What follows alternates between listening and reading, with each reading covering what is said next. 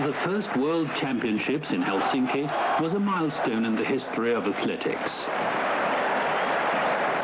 The discus throw contest was a demonstration of the present-day level of technique, which has undergone a marked change since the early 20th century.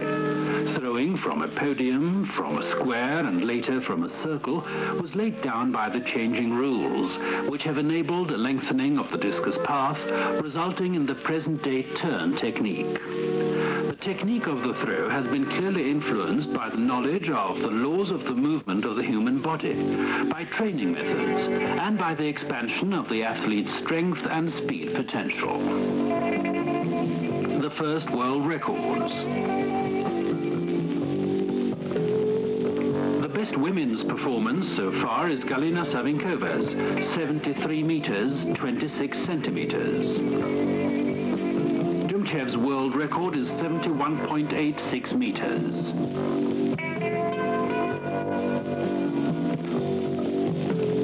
Other athletes had achieved performances exceeding 70 meters before the World Championships. At Helsinki, though, many of the favorites failed, although the high level of dynamic strength could have enabled them to take advantage of the effective modern technique.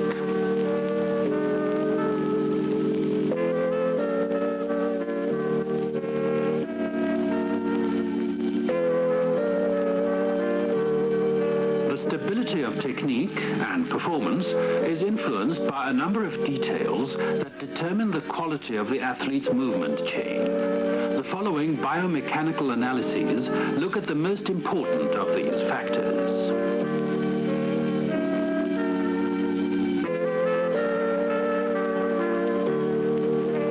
Projection of the path of the discus in the ground plan makes it possible to study the motion of the discus in the crucial moments. Poor action of the right leg and landing in the rear half of the circle with the trunk straightened.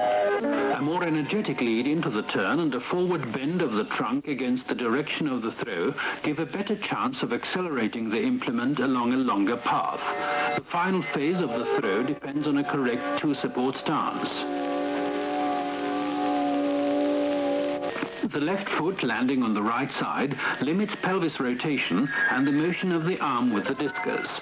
An excellent position of the legs ahead of the arm with the discus and a fine balance. Late planting of the left foot in relation to the position of the discus. Here, on the contrary, the double support phase is taken up in time, and with the implement above the shoulders, the discus path in the delivery stage is longer. Premature shifting of the body weight to both legs, with the trunk straightened, already turning in the direction of the movement. A pronounced bend of the trunk and the shifting of the body weight to the right leg make it possible to extend the path of the discus in the final phase of the throw.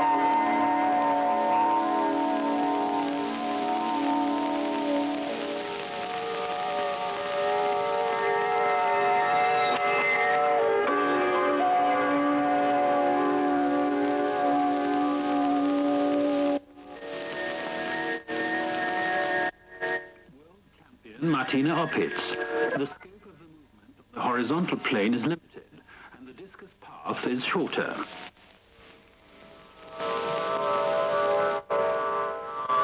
A comparison with world champion Emmerich Bugar.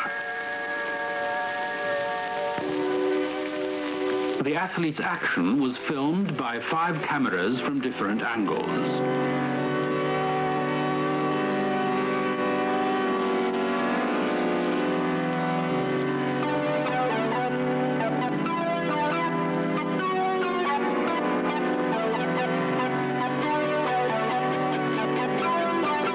Synchronized cameras were positioned in the direction of the throw and at right angle to it.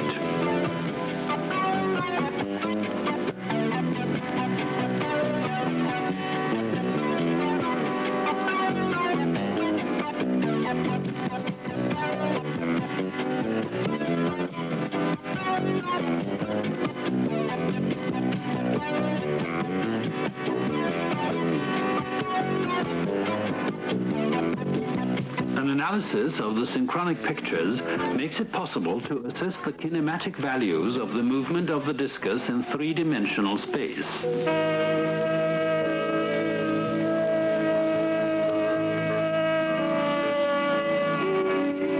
The length of the white vertical line represents the vertical deflections of the position of the discus in the course of the throw.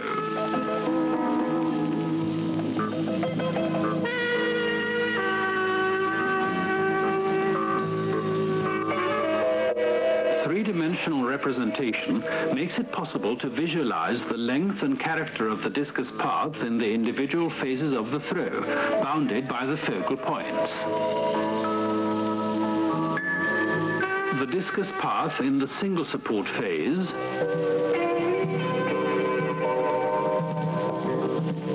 in the flight phase,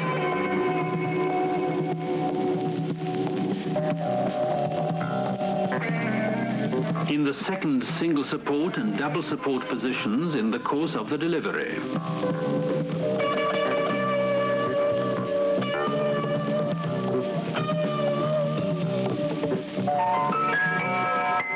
The different techniques are manifested in the different course of the discus path.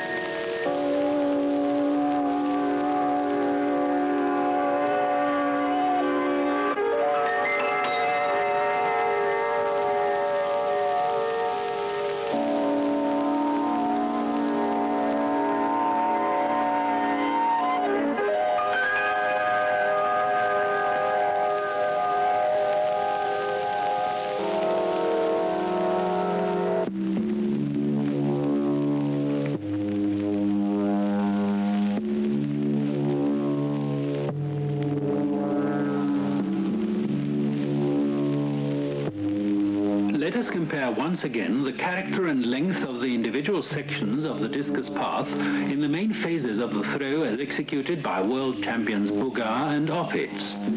The main difference is in the length of the path in the double support position, which the athlete can take active advantage of in order to accelerate the discus movement.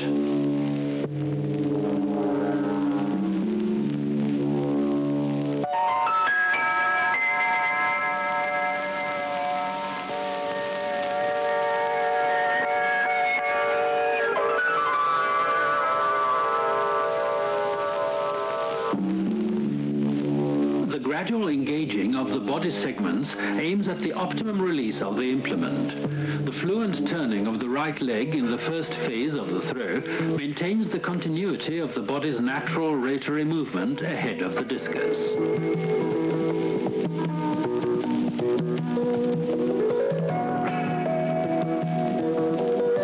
In this case, the right foot remains stationary, not continuing in the rotary movement. The discus thus gets into an awkward position before the release. Premature shifting of body weight to both legs and arresting the trunk movement forward and upward reduces the efficiency of the transfer of the kinetic energy from the legs to the trunk, the arm, and the discus.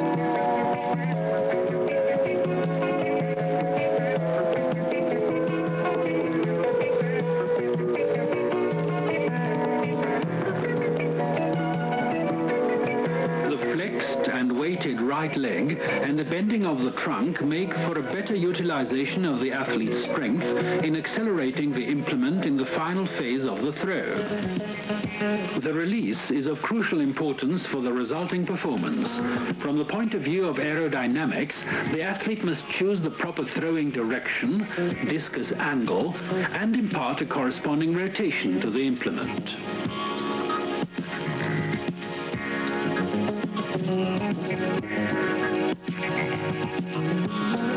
A Premature jump reduces the efficiency of the final phase of the throw, increasing at the same time the risk of fouling.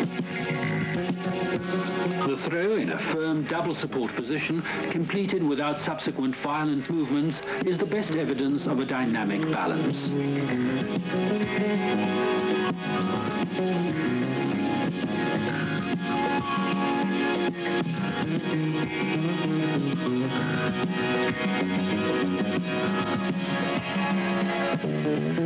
A diagram of the gradual engaging of the biokinematic chain in the final phase of the throw.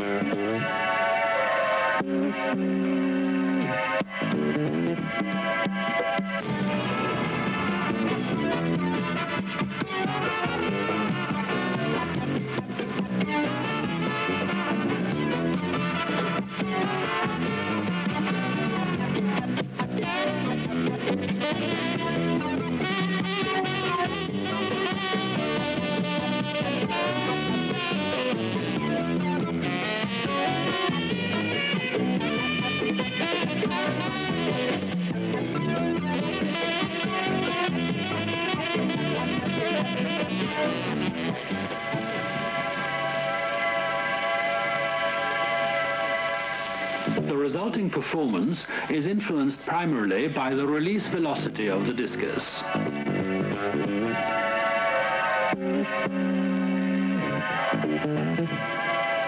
The diagram of the velocity of the discus in the individual phases of the throw confirms that the speed of the movement rises fluently but markedly from the moment of the left foot plant.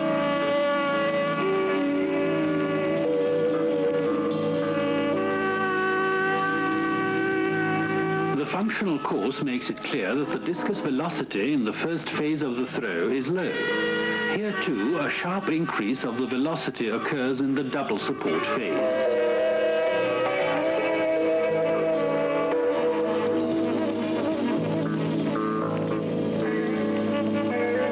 The first single support phase, as seen in the comparison, is longer with op-its, and the discus velocity is correspondingly lower.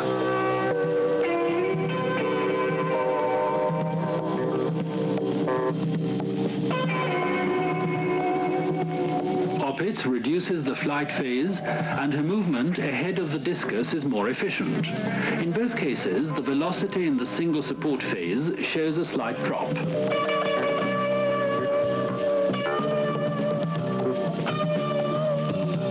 In a firm double support position, Bougar demonstrates a more fluent acceleration of the discus. The jump before the release affects the functional course of the circumferential velocity.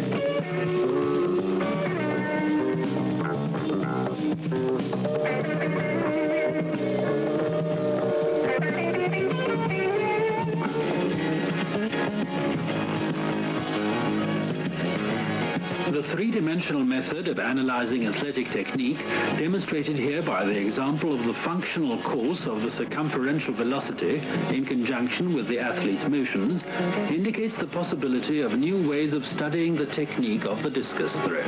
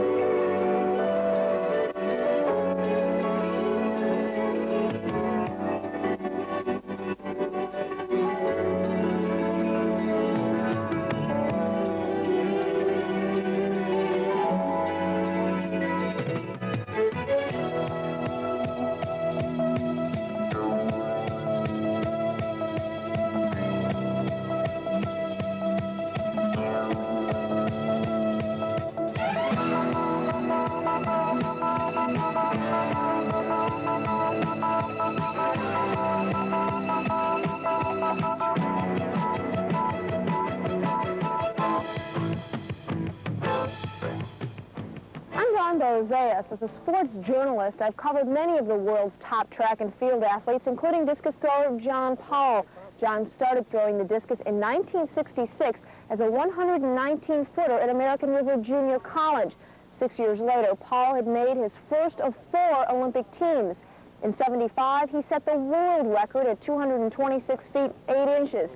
John Paul may not be the tallest or strongest discus thrower in the world, but he is certainly the sport's best technician, and his knowledge can help you. All right. That was a nice-looking throw. You went right down the line. During the next half hour, Carol, Katie, and I would like to share with you some of the simple drills and techniques that helped us to improve our PRs. Carol went from 128 feet to 207 feet as a college senior, and I went from 119 feet as a freshman in college to 233 feet in 1984. Now, some of this stuff is going to be super secret, so what I have to do, I have to request that you please, all of you, raise your right hands and repeat after me. I promise I will not divulge any of these secrets I am about to receive. And especially I will not tell Mac Wilkins, Art Burns, or Ben Plunkett. Now I think with some of these ideas that you'll be able to run with them and also throw PRs and enjoy great success in the discus.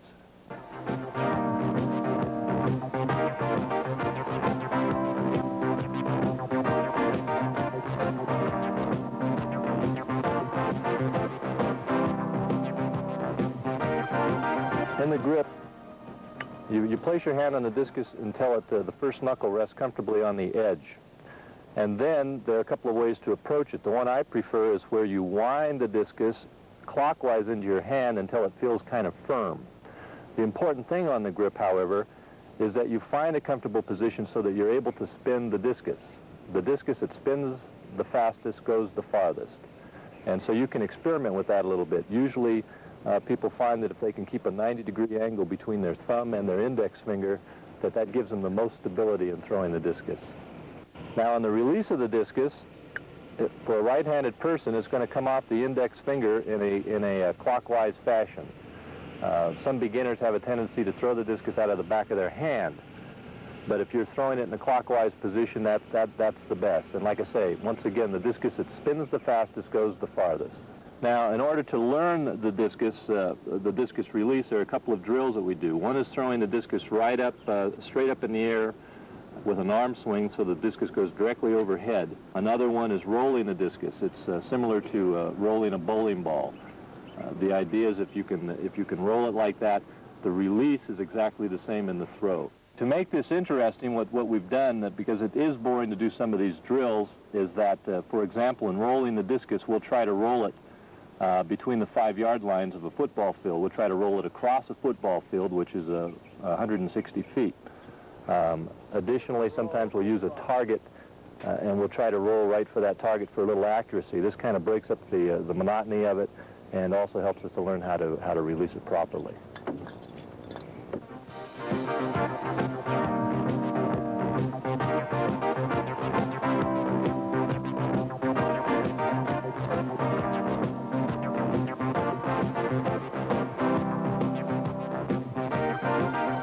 Break it down into 4 phases, and the first phase is a standing throw.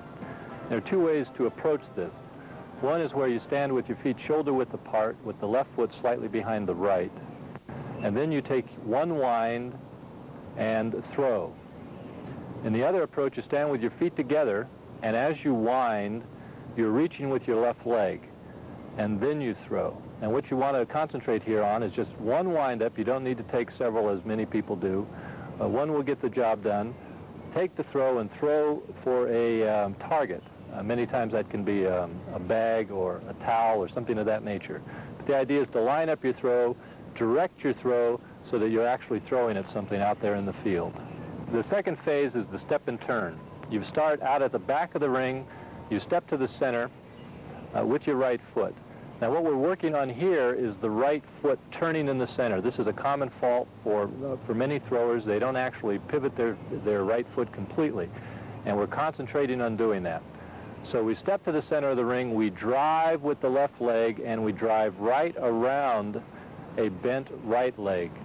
And keep your back arched. Move to the power position, and you actually move through the power position and jump and throw, once again throwing for that target out in the sector.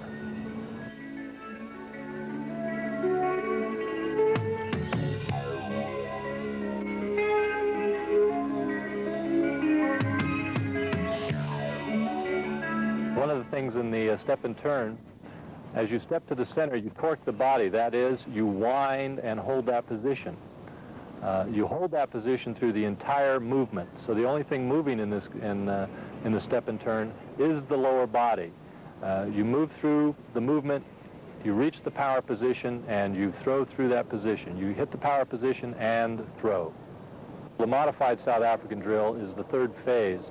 You start at the back of the ring. One foot is outside the ring.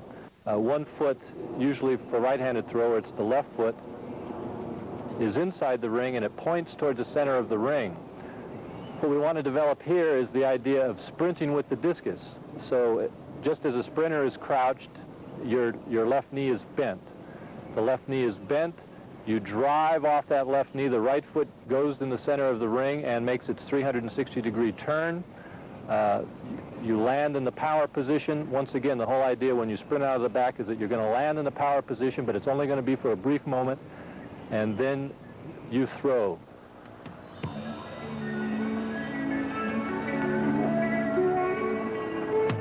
With a South African drill, you've got left leg drive out of the back. In the center, you're pivoting, and you have right leg drive. So it's like a piston. The first piston is the left leg driving out of the back, and the second is the right leg